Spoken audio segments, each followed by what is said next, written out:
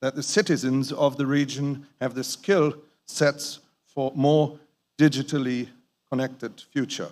As part of that overall mission, this week we have brought a large business delegation. Actually, it's the largest ever business delegation to Manila, enabling our members, large European multinational corporates with long-standing presence and significant investments in the Philippines, to meet with senior government secretaries and officials.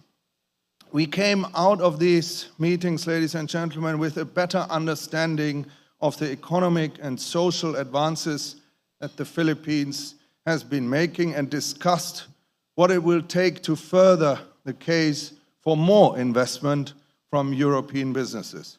Over the last decade, we have seen trade in goods between the EU and the Philippines and Filipino exports to the EU more than double. But the trade volumes have much scope for improvement, especially when compared with the trade volumes to other ASEAN member states have with Europe. The same can also be said of the level of investment from Europe to the Philippines. From our meetings this week and from our previous engagement with you, Mr. President, during our ASEAN-EU Business Summit in Brussels in December 2022, it is clear to me and to us and to our members that the Philippines should be a leading candidate for the recommencement of the free trade agreement negotiations with the EU.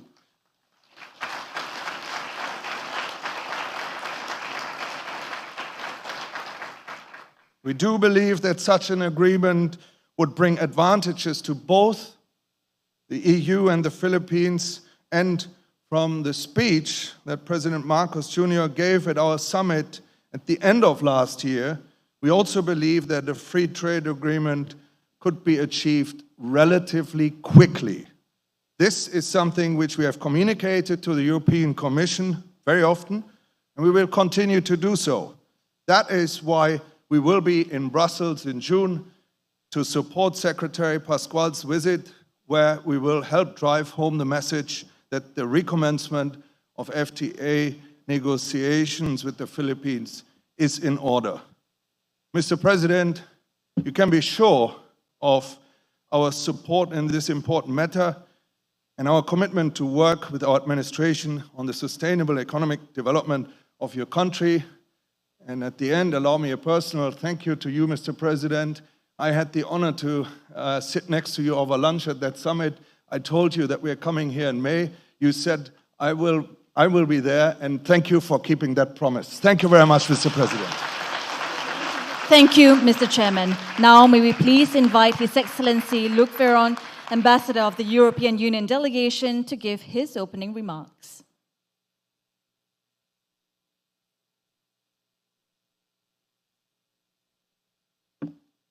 Your Excellency, President Ferdinand Marcos Jr., President of the Republic of the Philippines, Your Excellencies and members of the Diplomatic Corps, business and industry representatives, ladies and gentlemen, magandang gabi sa inyong lahat. I'm very pleased to be here today at a time when EU-Philippine relations are oriented in one direction, forward. Yes, it is undoubtedly an optimistic time for EU-Philippines relations. This optimism carries weight as the relationship we have is a long-standing one. The EU will be celebrating 60 years of diplomatic relations with the Philippines next year. Now, when we turn 60, as happened to some of us, we may be tempted to slow down and believe that we have reached a peak. However, the EU and the Philippines are nowhere near the peak. My anticipation grows with each recent achievement.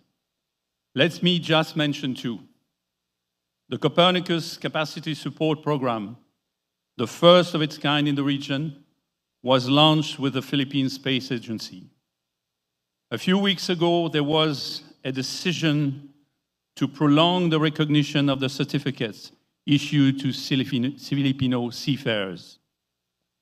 On the other hand, you, Mr. President, went to Brussels last year, braved our nasty December weather, and did exactly what the business dialogue theme was about. You took the Philippines center stage in Brussels. So while we have reached many milestones in our decades-long friendship, I look forward to celebrating many more. Our relationship is hinged on common strategic interests. Both the EU and the Philippines champion accountability and rule of law, and both the EU and the Philippines champion a rules-based international order. We value that your country has consistently voted with Europe and the international community to urge the end of Russia's aggression towards Ukraine. In the same vein, we strongly recognize the need to respect international law in the West Philippine Sea. In the economic field, we acknowledge the efforts of the Philippine government to create a more conducive investment climate, notably the passage of a number of legal reforms that further open up the economy to foreign investment. Allow me to underscore also the crucial link between an effective justice system and the prosperity of commercial and entrepreneurial endeavors. By acknowledging the importance of promoting the rule of law, establishing accountability, and facilitating accessible avenues for seeking redress, we can cultivate a more favorable business climate. Through measures aimed at improving the ease of conducting business, fostering economic expansion, stimulating innovation, and bolstering entrepreneurial initiatives, the Philippines can become an increasingly attractive option for European Union investors. Such efforts, coupled with the values and interests I have just mentioned earlier, will, I am convinced, help pave the way for a more prosperous and sustainable Philippine economy. My EU colleagues and I, as well as the Chamber, are committed to help smoothen the path for the Philippines for more prominence on the EU map. But it's only your government that can keep the country on this path through effective implementation of its planned reform. In the end, we are all working towards the same goal: to strengthen our ties and uphold our common values. Maraming salamat, and a nice evening to you all. Thank you, Ambassador Veron. May we now call on the President of the European Chamber of Commerce of the Philippines, Lars Wittig, to give his message. Your Excellency, President Ferdinand Marcos Jr., President of the Republic of the Philippines, Your Excellencies, distinguished guests, ladies and gentlemen. It is an honor and a privilege to address you this evening as President of the European Chamber of Commerce of the Philippines. As the oldest European chamber outside of Europe, we are proud to have served the voice of European business community here in the Philippines for 45 years now, advocating the Philippine global competitiveness and economic openness. In the most recent years, we have seen just that, a wave of game-changing economic reforms in a number of key investment areas, as well as notable improvements in our doing business ranking. There has been indeed a great momentum and interest in the Philippines more than ever. With all these positive developments, I say this with strong conviction. The time for increased trade and bigger investments is now. There's no better time to invest in the Philippines than now. It is incumbent upon us to champion the Philippines as an investment destination and to put the Philippines in the spotlight. Also, at the top of our wish list is the retention and the reapplication of the EU General Scheme of Preferences Plus, as well as the recommencement of the Free Trade Agreement negotiations with the EU.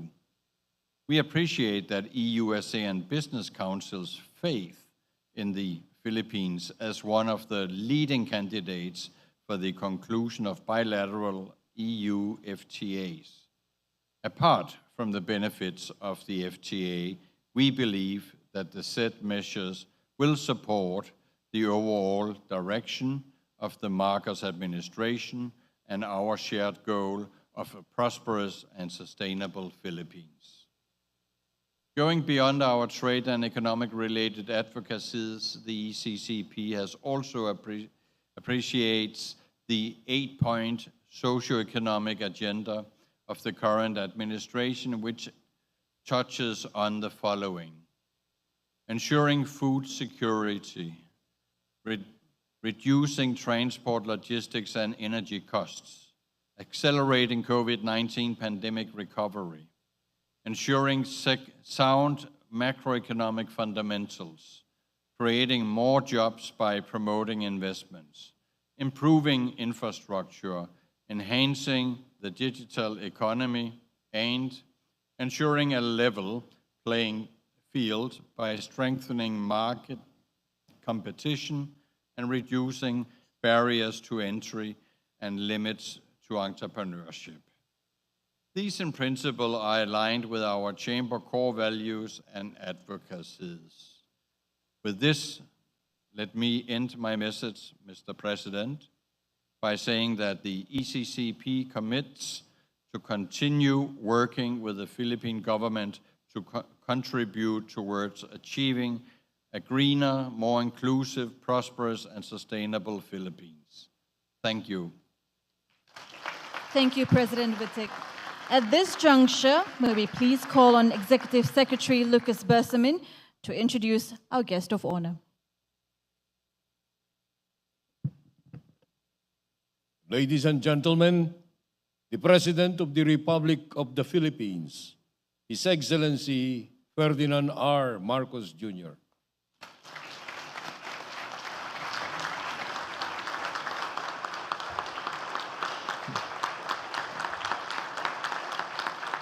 Thank you very much, Executive Secretary Lucas Bersamin, for your intro. Please take your seats. With us here is the House Speaker, Speaker Martin Romualdez, back from his adventures in the House. The Ambassador of the European Union to the Philippines, Ambassador Luc Veron, the Excellencies of the Diplomatic Corps, EU-ASEAN Business Council Chairman Jean Roubert, who reminded me that when we were in Brussels, that the winter was so cold that I had lost my voice and I was squeaking away through the days and through my speeches. So on the way over here, I was looking up, I could hear the thunder in the rain, and I said, aha, I got my revenge. European Chamber of Commerce of the Philippines, President Lars Wittig, our friends in the private sector, fellow workers in government, other distinguished guests, ladies and gentlemen, good evening to you all.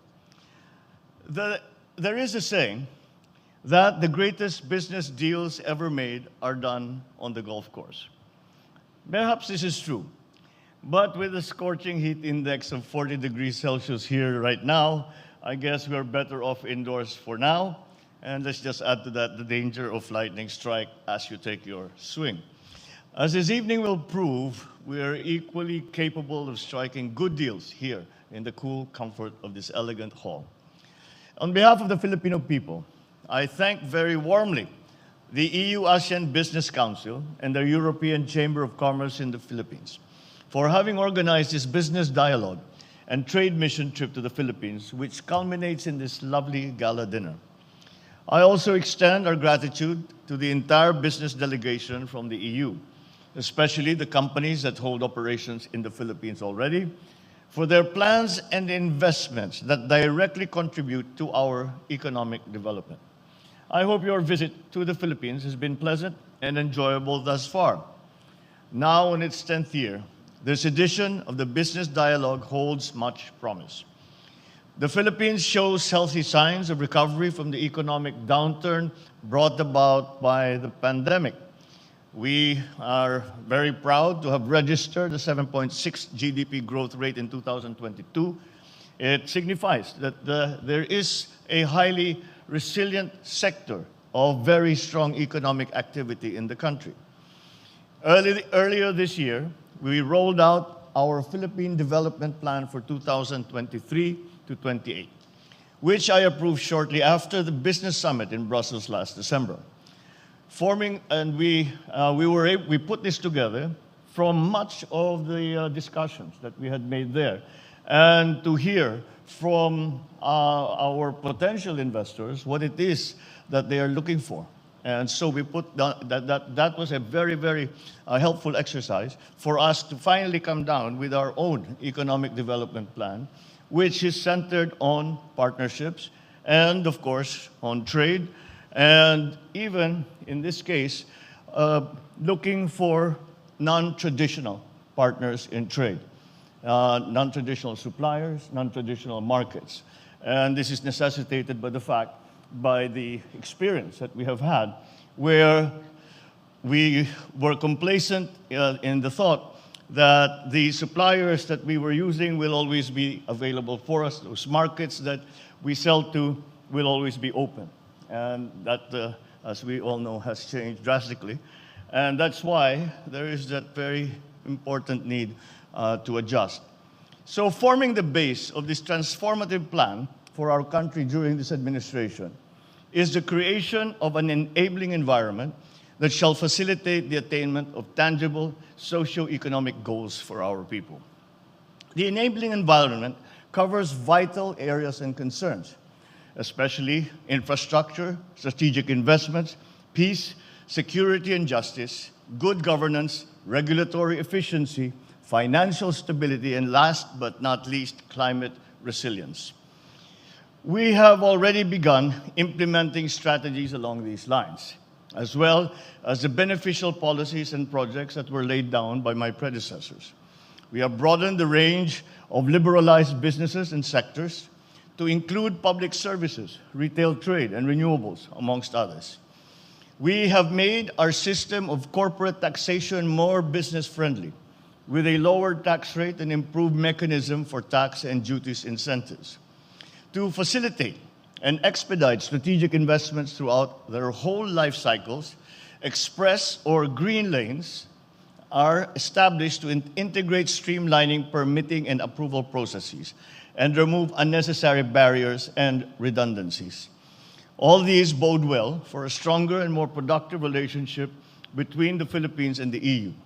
Overall, these enhance the features of the Philippines as an attractive trade and investment destination. If there is one thought that I came away from Brussels with, is that we can feel a discernible shift in terms of attention for trade by Europe to Asia. And that really triggered many of the measures that we had enacted, the changes we have to legislation, the changes that we made to the ease of doing business, the changes that we have, the work that we have done to improve the situation with the power in terms of supply and in terms of cost. And embedded in that power's problem is the shift from renewables, from traditional fossil fuels to renewables. We are not alone in doing all of this, and I know that every country is doing the same thing. But one thing that I came away with as well is that we all think that renewables we do this because it is good for the environment. Well, of course it is, because we have to mitigate and adapt to the effects of climate change. However, as practical businessmen, it has also become a a practical problem that we must face in terms of our markets. As I'm sure you have all seen, there is now a very strong trend, especially in Europe and especially in Scandinavia, that all products that are supplied must be shown to have been manufactured by green energy. And so that immediately defines what your market is. And that includes that very important shift from the traditional fossil fuel sourced energy to the renewables that we are all trying to develop.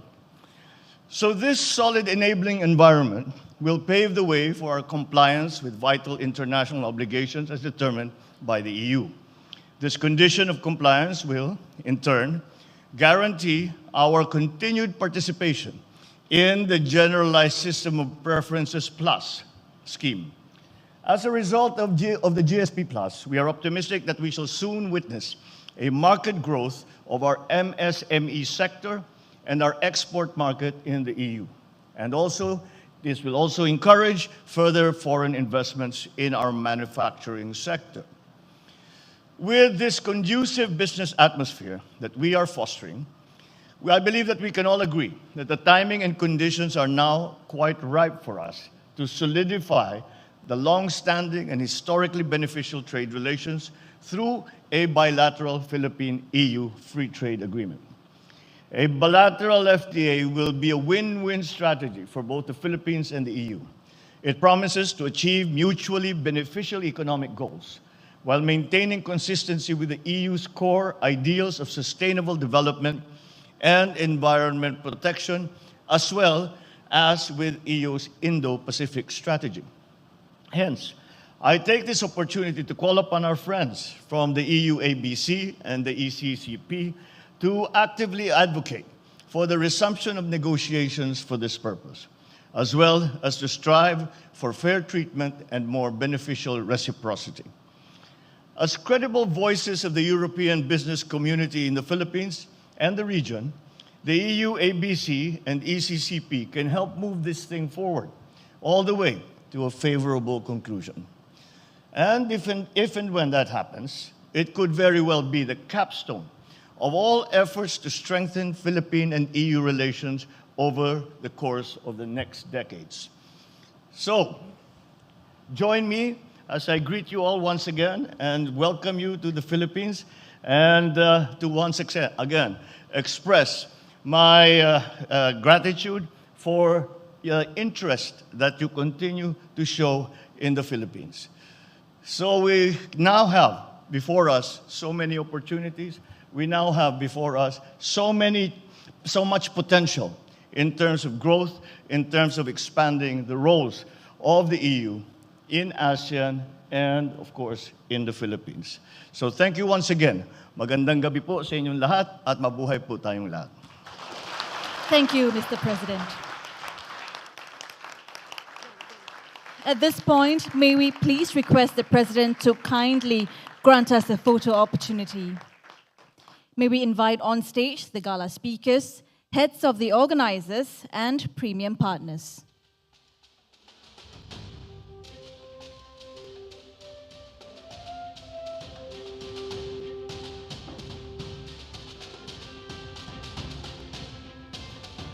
May we please invite on stage the gala speakers, heads of the organizers, and premium partners.